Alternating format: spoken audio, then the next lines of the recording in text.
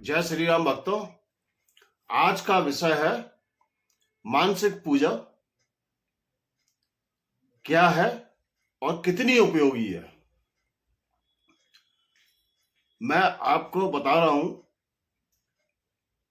कि मानसिक पूजा सर्वोत्तम मानी गई है और ये पूजा की जो सबसे बड़ी विशेषता है कि इसमें किसी भी वस्तु, किसी भी भौतिक वस्तु या किसी भी देव प्रतिमाओं की मूर्ति, फोटो इत्यादि की या किसी भी पूजन सामग्री की आवश्यकता नहीं पड़ती है। ये कोई भी भक्त स्नान इत्यादि करके बगैर किसी पूजन सामग्री के कहीं भी किसी भी स्थान पर बैठकर इस मानसिक पूजा को संपन्न कर सकता है और ये मानसिक पूजा सर्वोत्तम मानी गई है। इसका लाभ जो पंचोपचार पूजा की जाती है, विधिवत पूजन सामग्री के साथ की जाती है, उससे ज्यादा फल इस मानसिक पूजा का मिलता है। मानसिक पूजा की सबसे बड़ी विशेषता है कि इसमें आपको ना तो किसी देव, किसी इष्ट, किसी देवता, किसी भगवान की ना तो फोटो की आवश्यकता है, ना प्रतिमा की आवश्यकता है, ना किसी पूजन सामग्री की आवश्यकता है। इसमें केवल आप शुद्ध मन से नहा धो के आप बैठ जाए मानसिक पूजा में और ये मानसिक पूजा किसी भी स्थान पर, किसी भी परिस्थिति में, किसी भी समय संपन्न की जा सकती है और इसका फल पंचोपचार पूजा के फल से ज्यादा ही होता है, कम नहीं होता है, क्योंकि इसमें व्यक्ति विशेष और भक्त का जो दृढ़ विश्वास होता है वो कार्य करता है। उसका जो भक्ति भाव होता है वो कार्य करता है। जिस किसी भी भक्त का अपने देव, अपने भगवान, अपने देवता से लगाव होता है, प्रेम होता है, विश्वास होता है, श्रद्धा होती है, उतना ही अधिक फल पूजा का मिलता है। मानसिक पूजा बहुत ही बढ़िया पूजा मानी गई है इस कलयुग में। अगर आपके पास समय कम है, चीजों का अभाव है, भौतिक चीजें आप नहीं जुटा पा रहे हैं आसानी से, या पूजा स्थान की कमी है, क्योंकि बहुत से लोग देखा गया है कि दूसरे प्रदेशों में, दूसरे राज्यों में कोई नौकरी कर रहा है, कोई पढ़ने गया है, कोई किसी और कार से गया है या किसी कार से किसी जगह पर वो घूमने गया है, यात्रा कर रहा है, तो उस समय पंचोपचार पूजा संभव नहीं है। उस स्थिति में आप मानसिक पूजा करके पूजा का पूरा लाभ अपने जीवन में उठा सकते हैं। मानसिक पूजा सर्वोत्तम मानी गई है। मानसिक पूजा कैसे करें, इसकी क्या संक्षिप्त विधि है, वो हम आपको बताने जा रहे हैं। कृपया करके आप इस वीडियो को शुरू से अंत तक अवश्य देखें, क्योंकि कोई भी चीज बीच में छूट ना जाए जिससे कि आपको पूरा फल ना मिल पाए, ऐसा ना हो। इसलिए मेरा आपसे अनुरोध है, कृपया ध्यानपूर्वक इस वीडियो को सुने व देखें। पंचोपचार पूजा में आपको सर्वोत्तम, सबसे पहले नहा धो के कहीं पर भी आप बैठ जाएं, अपने जूते चप्पल उतार कर बैठ जाए और आंख बंद करके आपको ध्यान करना है। सबसे पहले अपने गुरु का स्मरण करें और 3 बार उनका मन में चरण स्पर्श बोले। उसके बाद ध्यान में आंख बंद करके आप पंचदेव पूजा को संपन्न करेंगे। इसमें सबसे पहले गणेश भगवान को याद करके चरण स्पर्श बोलना है। इसके उपरांत सूर्य भगवान को याद करके चरण स्पर्श बोलना है। इसके उपरांत विष्णु भगवान को याद करके चरण स्पर्श बोलना है। और इसके बाद शंकर भगवान को स्मरण करके चरण स्पर्श बोलना है और अंत में आदि शक्ति दुर्गा मैया को याद करके चरण स्पर्श बोलना है।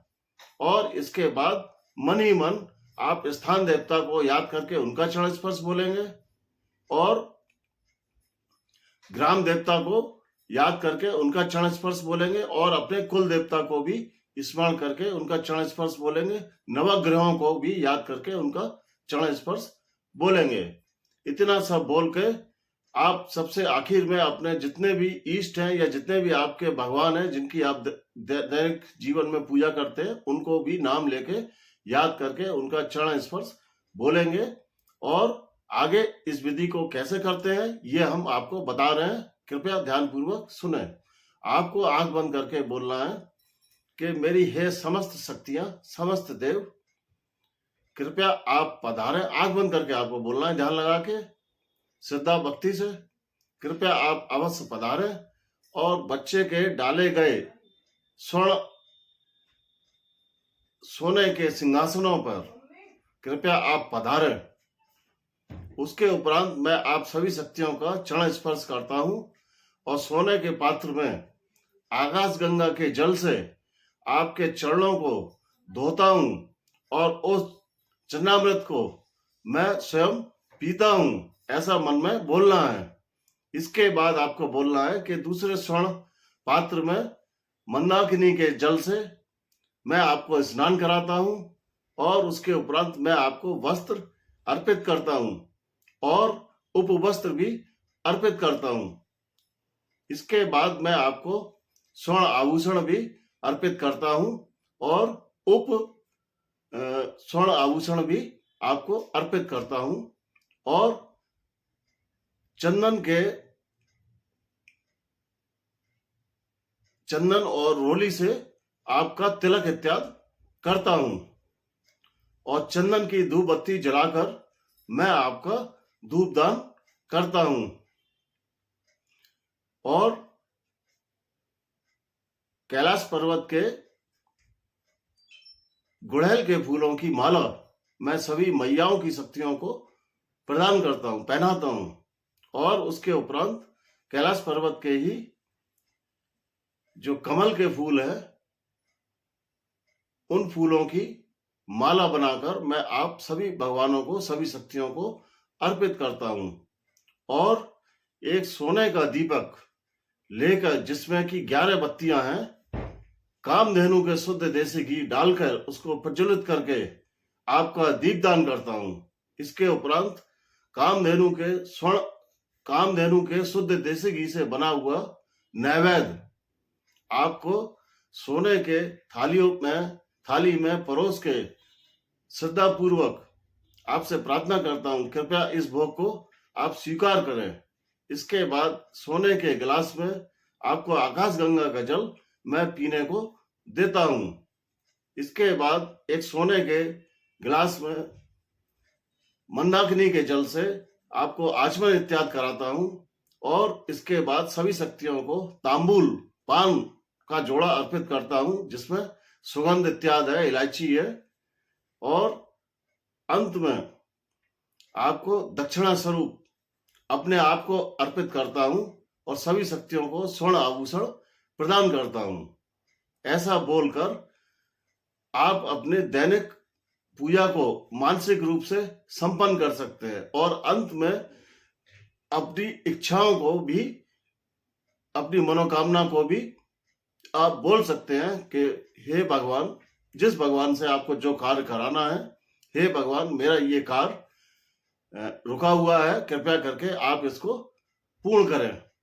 और मेरा आपसे आग्रह है कि जिस भी कार्य को किसी एक भगवान, एक शक्ति को आप बोले, उस कार्य को किसी दूसरी शक्ति से नहीं बोलना है। एक शक्ति को एक ही कार्य देना है।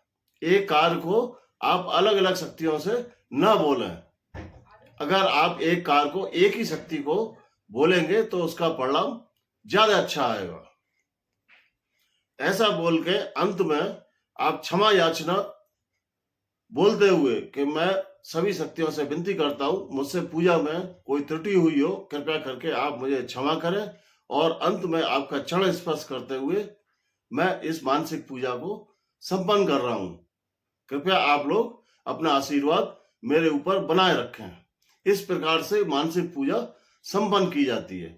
अब इसमें भक्तों आपने देखा कि मानसिक रूप से आपने वो चीजें अर्पित की भगवानों को जो भौतिक रूप से दैनिक जीवन में आप अर्पित नहीं कर सकते हैं, जैसे स्वर्ण के सिंहासन, स्वर्ण के बर्तन इत्यादि, और मंदाकिनी का जल, आकाशगंगा का जल, और कैलाश पर्वत के गुड़ैल के फूल या कैलाश पर्वत के कमल के फूल, या बहुत सी ऐसी चीजें जो कि साधारण व्यक्ति अपने जीवन काल में लाके उनको पूजा में इस्तेमाल नहीं कर सकता है। बहुत ही कठिन है। इन सब चीजों को आप मानसिक रूप से अपने इष्ट, अपने भगवान को प्रदान कर सकते हैं, और आपके इष्ट और आपके भगवान आपकी भावना को, पूजा की भावना को, आपके मन की भावना को, आपके प्रेम को ही देखते हैं।